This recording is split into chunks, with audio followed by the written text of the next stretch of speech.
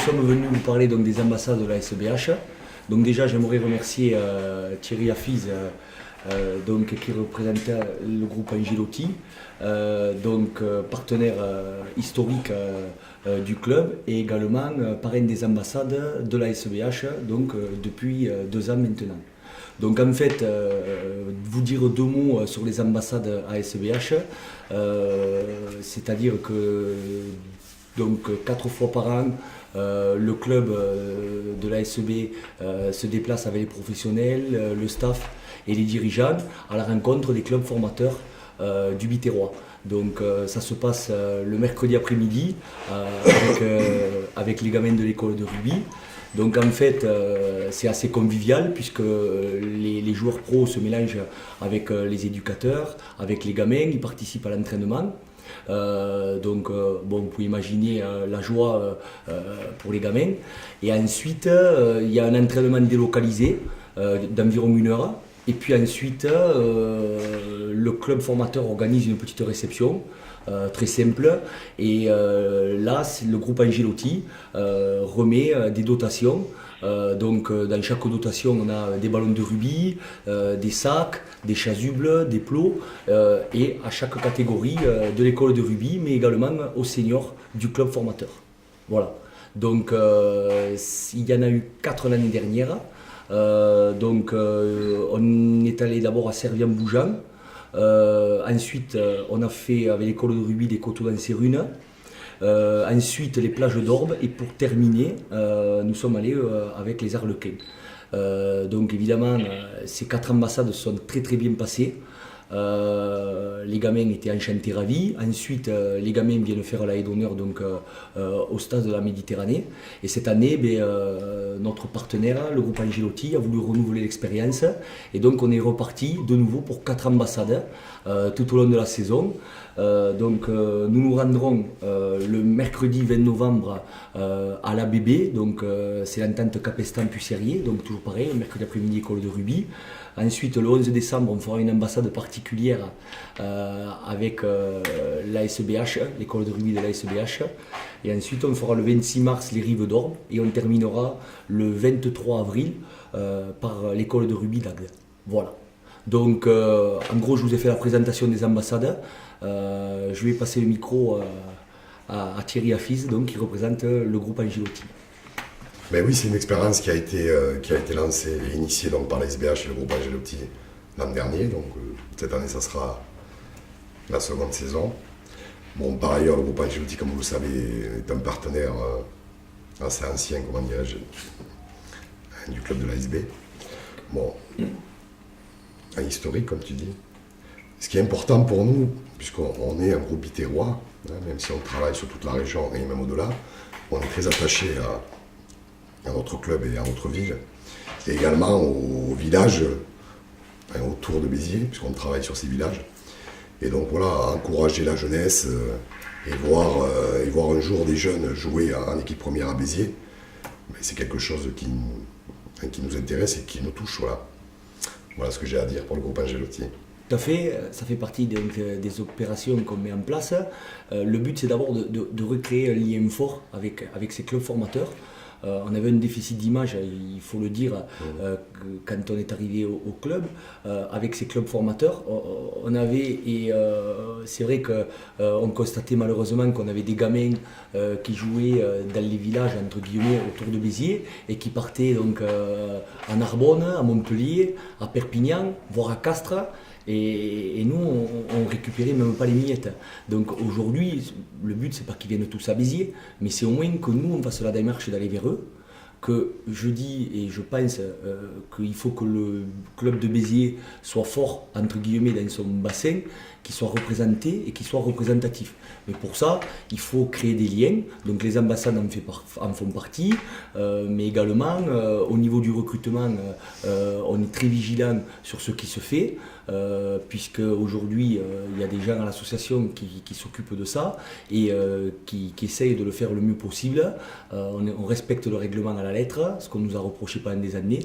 Et vraiment, le but, c'est qu'on crée des liens. La fusion, peut-être pas, mais qu'effectivement, il y ait des rapprochements. On est en train de travailler sur des rapprochements, sur certaines catégories. Et ça, c'est indispensable. Parce qu'aujourd'hui, si on veut que Béziers reste en Pro D2, voire peut-être un jour caresse l'espoir d'une montée en top 14, mais là, bon, on peut toujours rêver. Hein. Et il faut qu'on ait de la formation et de la formation. Voilà. Le lien que vous créez donc avec ces éducateurs, hein, c'est de dire, par exemple, tiens, le gars sur un entraînement ou sur un match ou une saison, c'est qui vous appelle, j'ai 2-3 jeunes, venez les voir.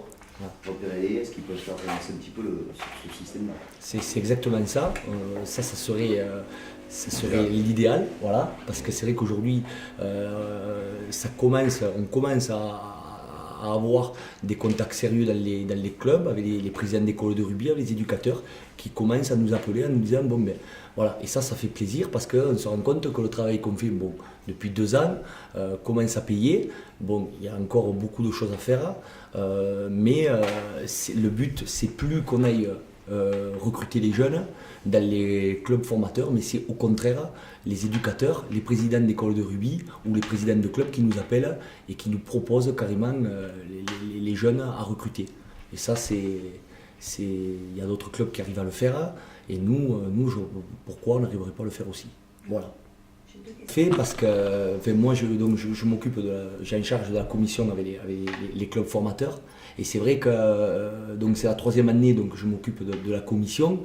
La première année, on a créé la commission, mais c'était le désert un peu, puisqu'il a fallu aller voir les clubs un par un, leur proposer des actions.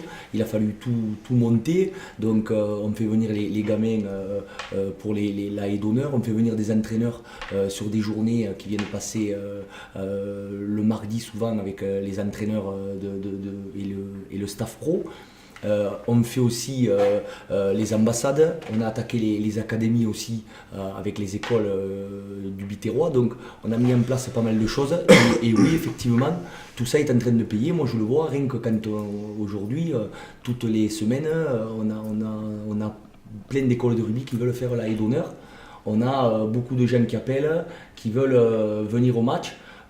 Contre Lyon, on a fait quand même, on a réussi à inviter 750 gamins contre Lyon. C'est ce qu'on fait aussi, Ghislain, voilà. Parce que ça, c'est pas évoqué, mais dans le cadre du partenariat, on a 100 places en tribune de face, et je m'en occupe donc à l'occasion de chaque match, de chaque journée, on invite 2 ou 3 écoles de rugby, à raison de 30 places par école de rugby, et ça, M. Angelotti, je me fais son porte-parole, il y tient beaucoup. Donc chaque match, vous avez 100 gosses en tribune de face. Et ils viennent plus facilement. Mais ils viennent, moi j'ai rencontré un éducateur la semaine dernière à qui on avait donné 25 places, et qui me disait ça serait bien qu'on en ait 50 lors du prochain match, parce qu'on pourrait inviter 2-3 équipes de gosses, avec les accompagnants, bien sûr, etc. Donc voilà, donc je pense que, moi je le vois de l'extérieur, parce que je ne suis pas au sein du club, je pense que ce travail qui a été entamé par l'équipe dirigeante il y a 2 ans, ou un peu moins de 2 ans, même aujourd'hui, est en train de porter ses fruits. Et moi, à titre personnel, en tant que gosse, je me rappelle quand j'étais à l'école primaire au collège, à Valras, c'est vrai que l'ASB avait une identité très forte. C'était un club fédérateur au niveau des villages. L'apogée pour un gosse, c'était de jouer un jour à l'ASB. Et donc ça, je pense que c'est une très bonne idée, qu'il faut la développer. Après, il y a d'autres clubs, donc les gosses, s'ils sont doués, vont où ils doivent aller. Mais essayer de retenir les gosses du cru dans notre club, c'est un challenge intéressant, je pense. Voilà. Alors, pour terminer la réponse, pour être complet, et là on a aussi l'école de Saint-Afrique, donc c'est pas du Biterrois, mais qui veut venir aussi faire la haie d'honneur pour le match contre La Rochelle. Donc on est encore en train de tisser des liens avec d'autres clubs, et c'est de bon augure quand on sait que Chaput, quand même, le demi-mêlée qu'on a recruté cette année, vient de Rodez. Donc vous voyez, c'est intéressant aussi d'avoir des liens avec d'autres clubs et d'autres écoles de rugby. Voilà. Juste la question toute bête, mais c'est vrai. Les ambassades, moi je pense que j'essaie pour répondre mieux que moi. Ce qui nous séduit, nous, c'est la rencontre. C'est ce que, voilà, bon, la rencontre et de fédérer. Et notamment les jeunes. C'est-à-dire que les jeunes, le groupe Angelotti aime le sport, on aime le sport, monsieur Angelotti aime le sport, la plupart des collaborateurs nous aimons le sport, en particulier le rugby. Bon, et puis nous aimons notre ville par-dessus tout, donc ça va, bon c'est le rugby, mais ça peut au-delà du rugby. On est un aménageur, donc on travaille dans l'immobilier, on aménage des quartiers, des communes, etc. Donc ce qu'on souhaite, c'est que les jeunes, les jeunes Biterrois aient l'amour de leur club et de leur région. Et ils vont poser cette question, je rebondis sur cette question, puisque depuis, vous allez me contredire si j'ai une bêtise, mais depuis 2 ans, on a un slogan, comment dirais-je, qu'on entend de plus en plus, un gars qui est SBZS, et qui... Oui, pardon. Je suis le placé, je suis le speaker. Mais voilà, mais c'est pour ça que je vous le dis. C'est pour ça que je le dis. Mais l'identité aujourd'hui, c'est important. Alors, Qui est déposé d'ailleurs. voilà, une identité c'est important, mais il ne faut pas que ça empêche de s'ouvrir aux autres, bien sûr. Hein. Il faut avoir une identité, mais ensuite il faut être ouvert sur le monde et sur les autres. Voilà. Mais c'est très important. Un attachement à son terroir et à son club. Voilà. Après, il faut être ouvert sur le monde aussi. Voilà. Juste une petite précision. Donc on l'a déjà fait 2 fois là, puisque en septembre, il y a les entraîneurs des Rives d'Orbe qui sont venus donc, toute la journée mardi, participer à l'entraînement des pros avec les entraîneurs. Donc ils arrivent le matin vers 9h, ensuite ils déjeunent avec les entraîneurs à la brasserie. Et puis ils passent la journée entière, on leur fait visiter donc, les installations et on leur explique comment on fonctionne, les vidéos, enfin voilà. Donc ils passent la journée, puis après ils vont sur le pré et ils voient les entraînements. Et ensuite il y a eu, il y a 15 jours, donc les entraîneurs de l'entente Montagny, voilà, qui sont venus sur une journée. Donc ça continue.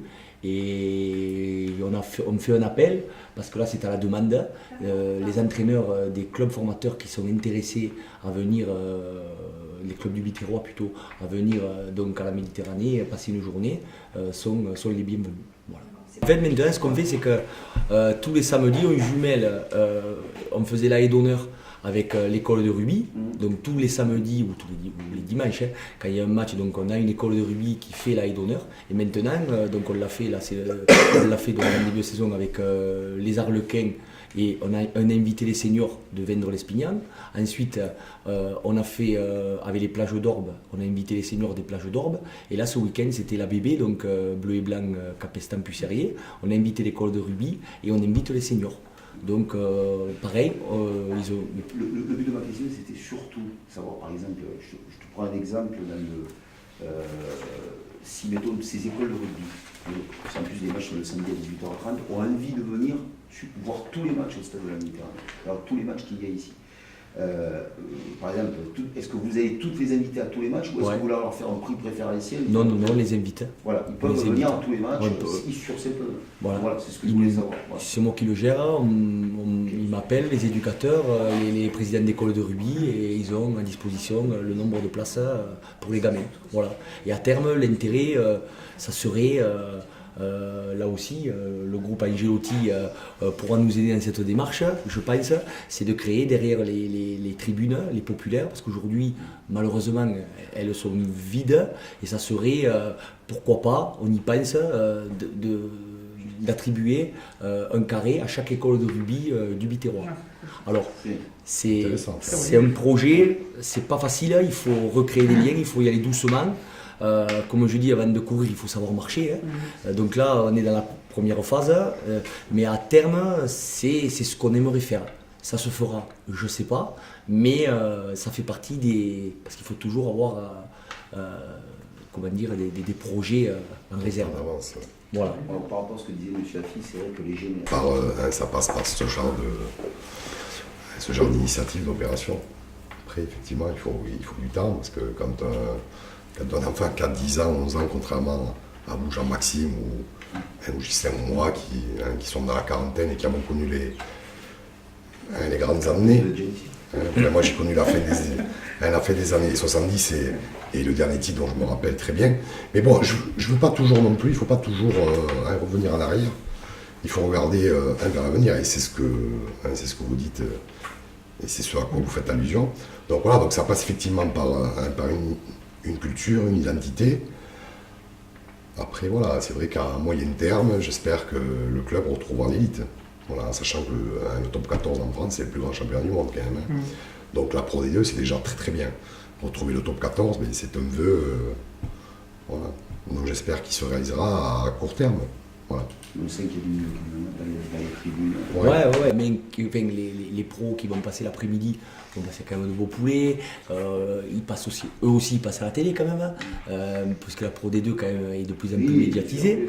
Donc, et quand ils les voient en chair et en os le mercredi après-midi lors des ambassades, eh ben, ils ont qu'une envie, c'est d'aller les voir le dimanche au stade.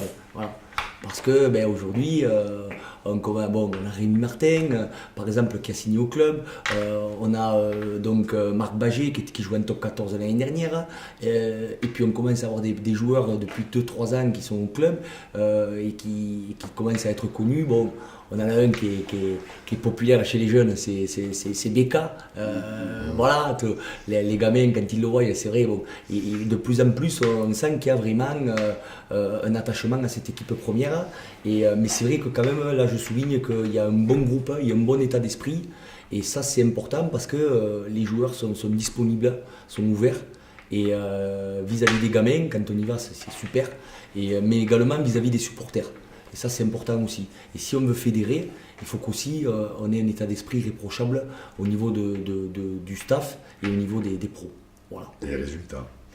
Les résultats, ça viendra ensuite, je pense, mais c'est en train de... Bon, bien sûr. Voilà.